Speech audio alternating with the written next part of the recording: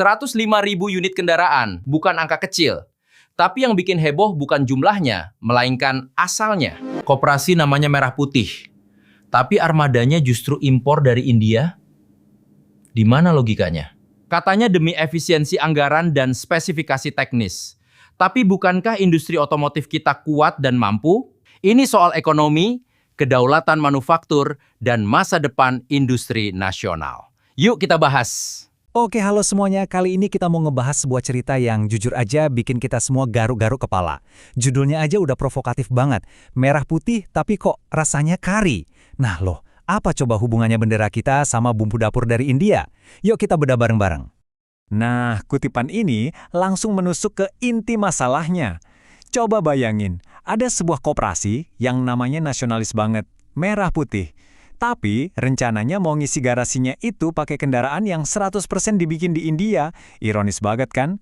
Di luar, simbolnya nasionalisme, tapi di dalam mesinnya impor. Inilah drama yang lagi terjadi. Dan inilah pertanyaan utamanya. Kenapa sih rencana ini bisa bikin heboh satu negara? Di satu sisi, ada yang bilang ini soal logika bisnis, soal anggaran. Tapi di sisi lain, ada suara soal semangat industri dalam negeri. Jadi, sebenarnya ada apa di balik semua ini? Kita kupas satu persatu. Jadi, semua keributan ini muaranya cuma ke satu rencana. Sebuah rencana dengan angka yang gak main-main dan melibatkan beberapa pemain kunci yang keputusannya bisa mengguncang industri otomotif kita. Yap, Anda nggak salah baca. 105.000 unit. Coba deh bayangin skala sebesar itu. Ini bukan cuma pengadaan biasa. Ini tuh artinya bakal ada gelombang mobil baru yang siap membanjiri jalan-jalan di pedesaan kita. Makanya, taruhannya jadi tinggi banget. Terus, siapa aja sih yang terlibat dalam drama ini? Pertama ada PT Agrinas, ini perusahaan yang urusin impornya. Kedua, ada Koperasi Desa Merah Putih, ini yang nanti bakal jadi pengguna kendaraannya. Dan tentunya ada pemerintah yang ngasih alasan kenapa impor jadi pilihan. 3 pemain dalam satu keputusan yang kontroversial.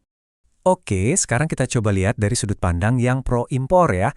Kenapa sih harus impor? Kenapa nggak pakai produk lokal aja? Nah, menurut mereka, jawabannya simple. Ini soal duit dan spesifikasi. Jadi ada 2 alasan utama yang mereka kasih. Pertama, efisiensi anggaran. Ya, artinya mereka cari harga yang paling murah, yang paling kompetitif. Alasan kedua, katanya ada kebutuhan spesifikasi teknis yang khusus banget buat kondisi di pedesaan, yang katanya cuma bisa dipenuhi sama produk impor. Jadi argumennya ini sangat pragmatis, berdasarkan kebutuhan teknis dan hitung-hitungan di atas kertas. Lantas, kenapa harus India? Jawabannya ada di satu kata, skala. Karena pasar otomotif di India itu raksasa. Mereka bisa produksi mobil dalam jumlah yang super masif. Akibatnya, biaya per unitnya jadi murah banget. Makanya, nggak heran kalau harga mobil dari sana bisa lebih miring. Ini murni permainan angka dan skala produksi.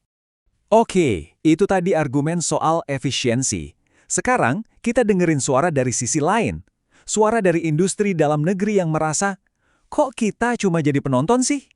Industri lokal pun teriak, halo, kita ini ada loh, pabrik-pabrik kita di Karawang, di Cikarang, itu kapasitas produksinya gede banget. Soal kualitas, jangan ditanya, mobil buatan kita udah diekspor ke puluhan negara. Belum lagi ekosistem pemasoknya yang ngasih makan jutaan orang. Pertanyaan besarnya, kenapa potensi sebesar ini justru nggak dilirik? Nah, disinilah kita bisa lihat 2 argumen ini berhadap-hadapan. Di satu sisi alasan impor, harga lebih murah, spek khusus, dan skala ekonomi India. Di sisi lain ada kekuatan lokal, kapasitas kita melimpah, kualitas ekspor terbukti, dan yang paling penting, ini soal mendukung industri kita sendiri. Ini pertarungan klasik antara pragmatisme ekonomi versus nasionalisme industri. Dan kutipan ini, wah, ngena banget. Ini adalah sentimen yang mewakili suara pro-lokal. Metaforanya itu sederhana tapi kuat banget. Rasanya kayak kita, sibuk ngasih makan tetangga, sementara keluarga di rumah sendiri lagi kelaparan.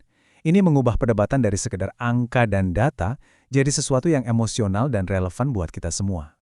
Sekarang, yuk kita coba lihat dari gambaran yang lebih besar. Karena pada akhirnya, isu ini tuh bukan cuma soal 100 ribuan mobil.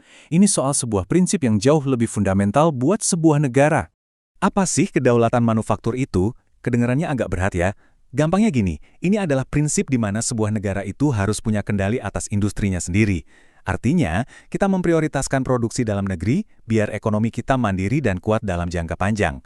Jadi ini bukan sekedar jargon, ini fondasi negara industri. Nah, keputusan impor ini tiba-tiba jadi simbol dari sebuah pilihan besar. Apakah kita mau pilih penghematan jangka pendek dengan cara impor, atau kita mau berinvestasi untuk strategi industri nasional jangka panjang dengan membangun kemampuan kita sendiri? Sebuah persimpangan jalan yang bakal menentukan masa depan industri kita. Oke, kita rangkum sedikit ya, apa aja yang udah kita bahas. Pertama, ada rencana impor 105.000 mobil yang bikin heboh. Kedua, ini adalah pertarungan antara efisiensi anggaran versus dukungan industri lokal. Ketiga, perdebatan ini menyoroti dilema besar antara penghematan jangka pendek dan kedaulatan manufaktur jangka panjang. Dan yang paling update, saat ini ada 1.200 unit yang udah telanjur sampai di pelabuhan dan nasibnya masih belum jelas. Kita tutup bahasan ini dengan satu pertanyaan besar untuk kita renungkan bersama. Di persimpangan jalan antara efisiensi yang pragmatis dan nasionalisme industri, jalan mana yang seharusnya jadi prioritas utama bangsa kita? Jawabannya nggak ada yang gampang, tapi perdebatan ini penting banget buat masa depan kita semua. Terima kasih sudah menyimak. Kalau kita bicara merah putih, ini bukan cuma soal nama. Ini soal keberpihakan. Industri lokal kuat kalau kita beri kesempatan. Lemah kalau terus diabaikan. Sekarang saya mau dengar dari Anda. Setuju impor atau prioritaskan produk dalam negeri? Tulis di komentar, jangan lupa like, subscribe, dan share supaya diskusi sehat ini makin luas.